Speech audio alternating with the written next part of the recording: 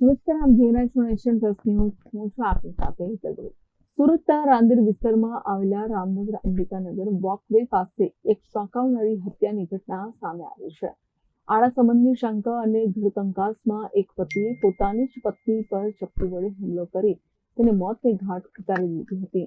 ઉશ્કેરાટમાં લેવાયેલા આત્યંતિક પગલાંને કારણે સુરતમાં એક શ્રમિક પરિવાર વિખરાઈ ગયો છે. સુરતમાં રહેતા પૂજા દેવી અને તેનો પતિ મૂળ બિહારના વતની હતા અને સુરતમાં રહીને કેટરિંગનું કામ કરીને ગુજરાન ચલાવતા હતા. પતિને પોતાની પત્નીના અન્ય કોઈ યુવક સાથે આડા સંબંધ હોવાની શંકા હતી, જે બાબતે તેમની વચ્ચે અવારનવાર ઝઘડા થતા હતા. તાજેતરમાં રામનગર અંબિકાનગર પાસે પૂજા દેવી જે યુવક સાથે સંબંધમાં હતી તેની સાથે દેખાઈ હતી. પત્નીને અન્ય યુવક સાથે જોતા જ પતિ ઉશ્કેરાઈ ગયો હતો. તે પત્નીના મિત્રને ચપ્પુ મારવા ગયો હતો, પરંતુ ઝપાઝપીમાં ચપ્પુ ભૂલથી પત્નીને વાગી ગયું હતું. ચપ્પુના ઘા એટલા ગંભીર હતા કે પૂજા દેવીનું ઘટના સ્થળે જ મોત નીપજ્યું હતું.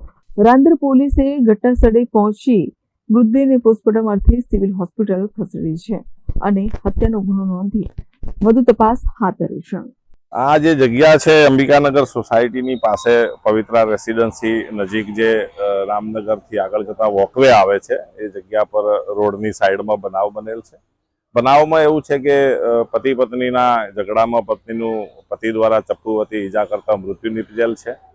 બનાવનું કારણ એવું છે કે પતિ પત્ની વચ્ચે અન્ય એક પત્નીના મિત્ર બાબતે ઝઘડો ચાલતો હોય અને ગઈકાલ સાંજથી પત્ની મળી આવતા ન હોય, જે પતિ શોધતા આ જગ્યા પર આવતા એક અન્ય મિત્ર સાથે પત્ની મળી આવતા બંને વચ્ચે બોલાચાલી થયેલી.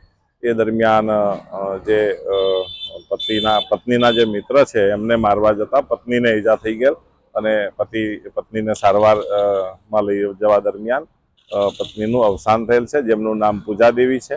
પતિ પત્ની બંને મૂળ બિહારના વતની છે અને અત્રે કેટરિંગના વ્યવસાય સાથે સંકળાયેલા છે, જે મજૂરી કામ કરે છે. Bureau report, Nation Plus News, Surat. સમાચારોના સતત અપડેટ મેળવવા માટે અમારી નેશન પ્લસ ન્યૂઝની યુટ્યુબ ચેનલને સબસ્ક્રાઇબ કરો, બેલ આઇકન દબાવો અને જોડાયેલા રહો ફેસબુક, ઇન્સ્ટાગ્રામ અને ટ્વિટર પર.